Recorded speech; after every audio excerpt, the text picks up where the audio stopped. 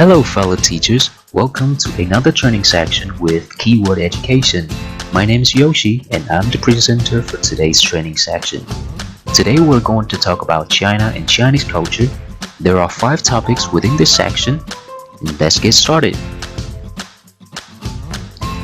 Our 5 topics include number 1, cultural difference, number 2, at work, number 3, entertainment, number 4, settling in, and number 5, some useful phrases in Chinese Mandarin.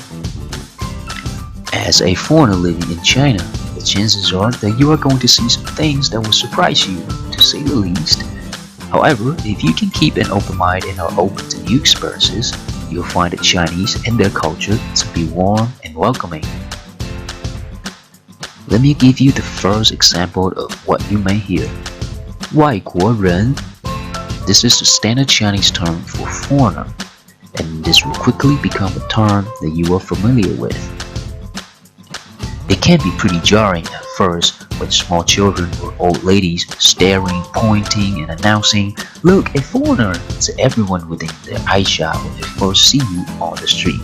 But it is worth remembering that China is a nation where most people have rarely seen foreigners in person. Also, you would meet many younger Chinese people who dread going home to see their families during the holidays, for fear of the inevitable judgment they will receive upon arrival. These comments may be on fiancés, their appearances, or marriage, potentially subjects that can be sensitive or awkward. Though it does take some adjusting to, this frankness is rather refreshing. Next, Chinese would assume that you, as a foreigner, have no idea what they're saying. Therefore, it is highly recommended for you to learn some common phrases in Chinese Mandarin. Not only does this open a door to a new language for you, but also allows the locals to warm up to you. You'll find people are more careful about what they say and much more respectful. Next, let's briefly talk about what might happen at work.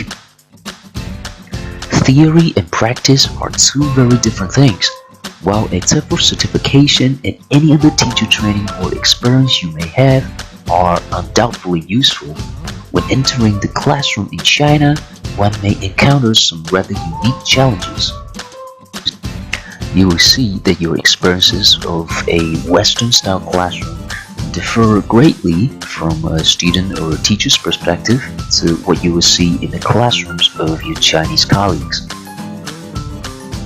As a foreigner teacher in China, as in any country, you may at times struggle to win the respect of your students, so it is essential to be able to count on your Chinese colleagues if you need their help.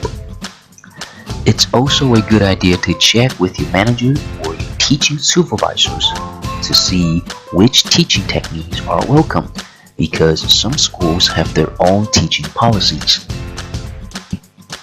Next, entertainment. China is home to a wide variety of fantastic entertainment options. Obviously, these options vary dramatically from major cities to small towns, but each and every part of China has its own great entertainment options. Huge Chinese restaurant feasts. You can order lots of dishes and enjoy a long, luxury meal.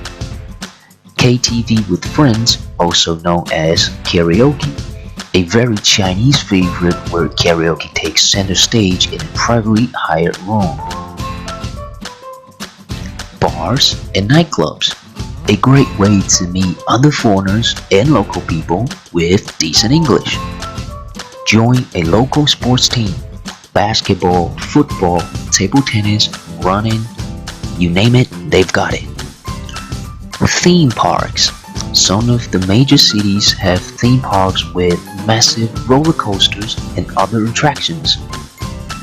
Massages and spas, the best way to relax. Say no more. Created using Powtoon.